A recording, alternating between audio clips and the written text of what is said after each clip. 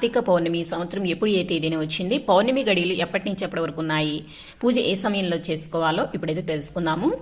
November 4వ తేదీ మంగళవారం రోజున పౌర్ణమి గడియలు రాత్రి 9:30 ప్రారంభమై నవంబర్ 5వ తేదీ బుధవారం రాత్రి 7:13 వరకు పౌర్ణమి గడియలు అయితే ఉన్నాయండి.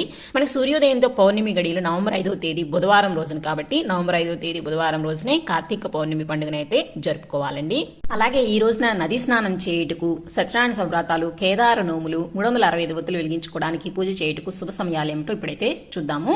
నవంబర్ 5వ తేదీ బుధవారం రోజున ఉదయం 4:11 నుంచి 5:40 లోపలైతే శుభగడియలు ఉన్నాయండి. ఆ సమయంలో కుదరని వారు మరలా ఉదయం 6 గంటల నుంచి 6:30 లోపల కూడా శుభగడియలు ఉన్నాయండి. ఆ సమయంలో కూడా కుదరని వారు ఉదయం 9 గంటల నుంచి ఉదయం 11:20 లోపల కూడా శుభగడియలు ఉన్నాయండి. ఈ సమయాల్లో సత్యనారాయణ వ్రతాలు, కేదార నోములు, 365 ఒత్తులు వెలిగించుకోవడం, నదీ స్నానం చేయడము, స్వామివారికి అభిషేకం చేయించుకోవడం, పూజ